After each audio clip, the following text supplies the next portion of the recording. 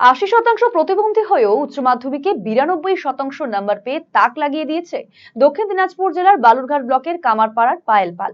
শুক্রবার কৃতি এই উচ্চ মাধ্যমিক পরীক্ষার্থীকে সংবর্ধনা জানালেন বালুরঘাট ব্লকের বিডিও সম্মল ঝা, পঞ্চায়েত সমিতির সভাপতি অরূপ সরকার, অমৃতখণ্ড গ্রাম পঞ্চায়েতের প্রধান দেবদূত বর্মন সহ অন্যান্যরা। পায়েলের হাতে 5000 টাকার চেক ও গল্পের বই সহ পড়ার অন্যান্য সামগ্রী তুলে দেওয়া হয়। তার বাবা মায়ের হাতে তুলে দেওয়া হয় মিষ্টির প্যাকেট। আগামী দিনে পায়েল ও তার পরিবারের পাশে থাকার আশ্বাস দিয়েছে বালুরঘাট ব্লক প্রশাসন ও পঞ্চায়েত সমিতি।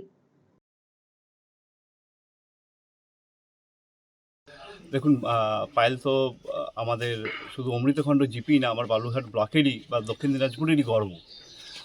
পায়েল যেভাবে ভালো রেজাল্ট করছে তাকে দেখে অন্য যারা স্টুডেন্ট আছে তারা অনুপ্রাণিত হবে।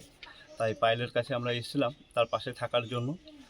আমরা আমাদের পঞ্চায়েত সমিতির তরফ থেকে যেটুকু আমাদের ক্ষুদ্র একটু টাকা পয়সা দিলাম, যেহেতু ওর এখন কলেজে ভর্তি হবে, বইপত্র কিনতে হবে, যেটুকু সাহায্য করতে পারি সেটুকু করলাম। এরপরেও আমরা ওর পাশে থাকবো। একই দিনে তার বাড়িতে গিয়ে পুষ্পস্তবক, ডায়েরি ও কলম দিয়ে শুভেচ্ছা জানালেন জেলা বিজেপি সভাপতি স্বরূপ চৌধুরী, ছিলেন জেলা সাধারণ সম্পাদক বাপি সরকার সহ অন্যান্যরা। শারীরিক প্রতিবন্ধকতা সত্ত্বেও লড়াকু মানসিকতার ওপর ভর করে উচ্চ মাধ্যমিকে 92% নাম্বার পেয়েছে পায়েল।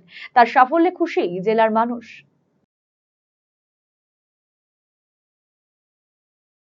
আমরা দক্ষিণ দিনাজপুর জেলা ভারতীয় জনতা পার্টির পক্ষ থেকে পায়েল পালের বাড়িতে গিয়েছিলাম। আপনারা শুনেছেন যে এবার উচ্চ মাধ্যমিকে সম্পূর্ণ শারীরিক প্রতিবন্ধী হওয়ার পরও 92% নাম্বার পেয়ে এই কামারপাড়া তথা দক্ষিণ দিনাজপুরের উনি মান বাড়িয়েছেন। দেখে বিশ্বাসই করতে পারিনি যে এই রকম এত প্রতিবন্ধকতা থাকার পরও যে এত সুন্দর রেজাল্ট উনি করেছেন তা আমাদের প্রত্যেকেরই গর্ববোধ হওয়া উচিত।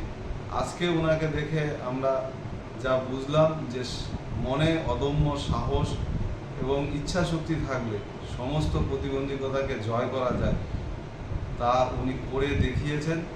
আগামী দিনে ওনার আরও উচ্চশিক্ষায় উনি শিক্ষিত হন।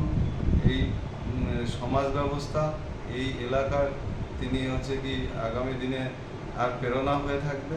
ওনার সঙ্গে ওনার পরিবারের পাশে আমরা আছি।